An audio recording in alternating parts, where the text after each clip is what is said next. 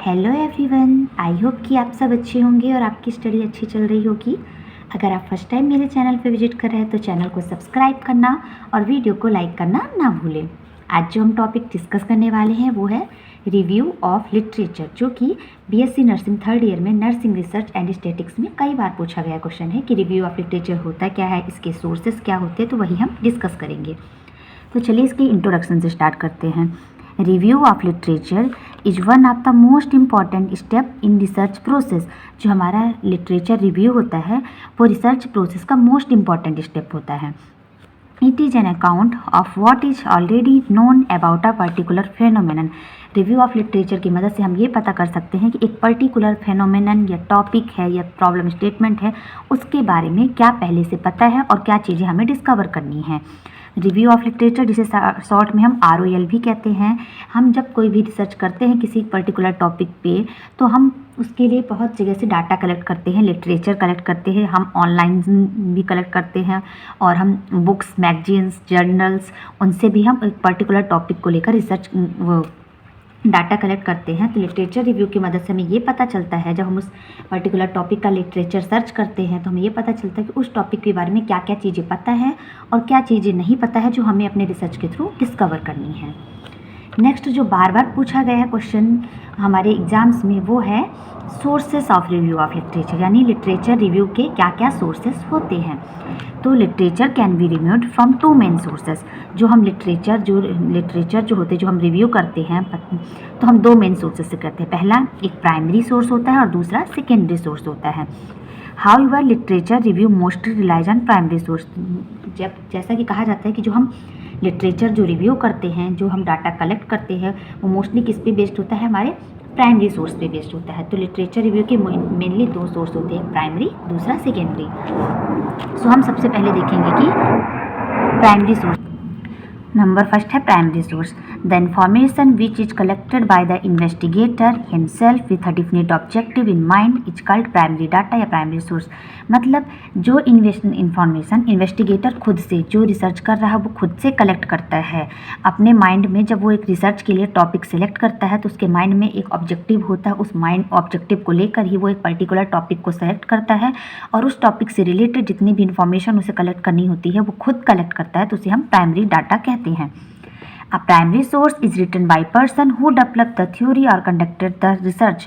तो जो literature review में जो प्राइमरी सोर्सेज से जो हमें डाटा मिलता है, तो वो सोर्स क्या होते हैं, वो पर्सन जो खुद कोई थ्योरी डेवलप करता है या रिसर्च कंडक्ट करता है। जब कोई पर्सन रिसर्च कर रहा है या कोई थ्योरी बना रहा है तो उस टाइम पे वो जो डाटा कलेक्ट करता है, तो वो जो सोर्स होते हैं वो प्राइमरी सोर्स कहलाते हैं।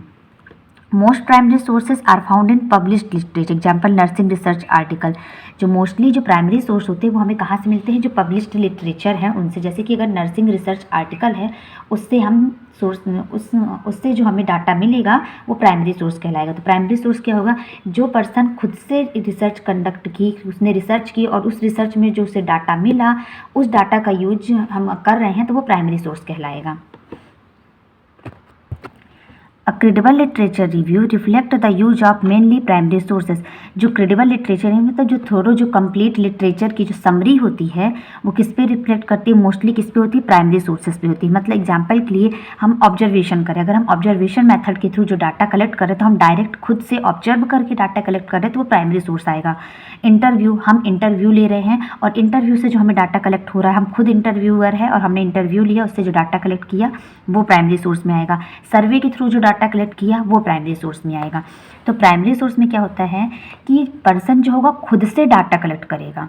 वो अगर टॉपिक, रिसर्च का कोई टॉपिक है, उसने सेलेक्ट किया, कुछ ऑब्जेक्टिव रखे अपने माइंड पे और उसके बाद उसने जो डाटा कलेक्ट किया, तो वो प्राइमरी सोर्स में आएगा, प्राइमरी डाटा में आएगा। तो ये हो गया हमारा प्राइमरी सोर्स। नेक्स्ट है हमारा secondary sources. When the information is gathered from a source which already had the information stored, it is called secondary data। जब हम जो इन्फॉर्मेशन होती है ऐसे सोर्स से लेते हैं जो कि पहले से स्टोर्ड है, मतलब कि एक पर्टिकुलर टॉपिक था, स्टेटमेंट था, जिसके बारे में रिसर्च हो चुकी है, उस रिसर्च के यूज करके हम अपनी एक आगे की रिसर्च कंप्लीट कर रहे हैं, तो वो सेकेंडरी सोर्स कहलाएगा। मतलब हम ऐसी चीज़ से डाटा कलेक्ट कर रहे हैं जो ऑलरेडी है और उससे हम एक्सट्रैक्ट कर रहे हैं डाटा को और फिर हम इंफॉर्मेशन ले रहे हैं। They are written by people other than the individual who develop the theory or conducted the research.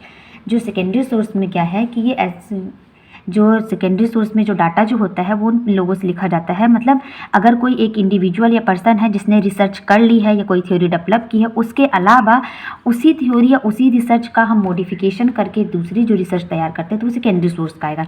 Example के लिए कि अगर किसी पर्सन ने पहले से ही एक टॉपिक ले लिया हम कि psychosocial problem among adolescent student, इस पर रिसर्च एक पर्सन ने की जिसने ओरिजिनल रिसर्च की, खुद से डाटा वगैरह कलेक्ट किया और उसके बाद हमने भी सेम टॉपिक को सिलेक्ट किया जबकि उस टॉपिक पे रिसर्च हो चुकी है। तो हमने क्या किया, जो टॉपिक पे रिसर्च हो चुकी उस पर्सन की रिसर्च को लिया, उससे भी हमने कुछ इन्फॉर्मेशन ली और कुछ हमारी अलग अदर से भी इन्फॉर्मेशन लेके हमने फिर एक न्यू रिसर्च उसी टॉपिक पे तैयार की। तो ये हो जाएगा secondary source. Secondary source include comment and summaries of multiple research study on one topic. Example systemic review, Meta analysis, Meta synthesis etcetera. इसमें यही समझाया गया है कि एक पर्टिकुलर टॉपिक था, उस टॉपिक पे कई लोगों ने अलग अलग तरीके से रिसर्च की, तो हम उस एक ही टॉपिक में जितनी भी रिसर्च हुई है वो सारी रिसर्च को कलेक्ट करेंगे और उससे हम डाटा जो कलेक्ट करेंगे तो वो सेकेंडरी सोर्स कहला जाएगा, क्योंकि वो रिसर्च पहले से हो चुकी है और हम उस रिसर्च से डाटा कलेक्ट कर रहे हैं। एग्जाम्पल के लिए सिस्टेमिक रिव्यू। सिस्टेमिक रिव्यू में क्या होता है, हम आइडेंटिफाई करते हैं और बहुत सारे एविडेंस कलेक्ट करते हैं उस स्पेसिफिक क्वेश्चन के लिए और फिर हम क्या करते हैं, मेटा एनालिसिस करते हैं। जो हमारे रिसर्च का जो रिजल्ट आया है उसको हम अदर जो रिसर्च है उसके साथ कंबाइन करके देखते हैं कि हमारी रिसर्च इफेक्टिव है कि नहीं। आगे क्या है, the main sources from where literature can be search are as follows. Electronic database, हम इलेक्ट्रॉनिक डाटाबेस से भी लिटरेचर ले सकते हैं, बुक्स से ले सकते हैं, जर्नल से ले सकते हैं, थीसिस से ले सकते हैं, मैगजीन्स और न्यूज़पेपर, और ये सब सेकेंडरी सोर्स है। सेकेंडरी सोर्स कहते हैं इलेक्ट्रॉनिक डाटाबेस। इलेक्ट्रॉनिक डाटाबेस से अगर हम कोई लिटरेचर रिव्यू कर रहे हैं तो मतलब उस पर्टिकुलर टॉपिक पे पहले रिसर्च किसी ने कर चुका है और उसका हम डाटा ले रहे हैं। बुक्स, उस पर्टिकुलर टॉपिक पे बुक बन चुकी है और उस बुक से हम डाटा कलेक्ट करके अपना कुछ मॉडिफिकेशन करके नई रिसर्च तैयार करेंगे। जर्नल भी सेम हो गया, थीसिस, मैगजीन्स एंड न्यूज़पेपर। सो हमने क्या जाना कि जो प्राइमरी सेकेंडरी सोर्स होता है उसमें क्या होता है, पहले से डाटा कलेक्ट हो चुका है, रिसर्च हो चुकी है, उस रिसर्च से हम डाटा कलेक्ट करके उसमें कुछ मॉडिफिकेशन करके एक न्यू रिसर्च डेवलप करते हैं या न्यू लिटरेचर बनाते हैं। लास्ट है हमारा tertiary source. Tertiary source, a tertiary source collection of primary and secondary source. अगर हम प्राइमरी और सेकेंडरी दोनों सोर्स का यूज कर रहे हैं तो क्या कैसा लिटरेचर रिव्यू कहला जाएगा, कैसा सोर्स कहलाएगा लिटरेचर रिव्यू करने का, टर्सरी सोर्स कहलाया जाएगा। Less commonly cited for deep research but useful for orientation.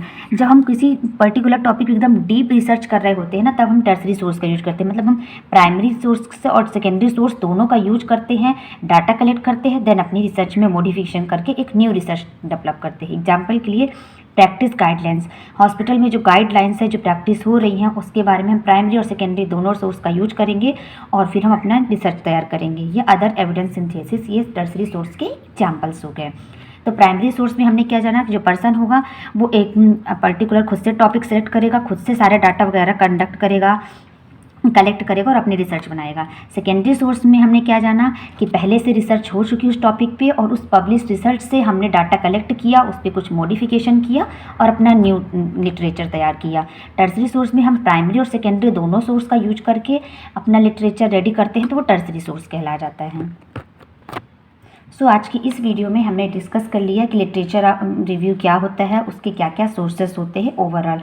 I hope आपको मेरी वीडियोज़ पसंद आ रही है तो चैनल को सब्सक्राइब करना और वीडियो को लाइक करना ना भूलें। Thank you.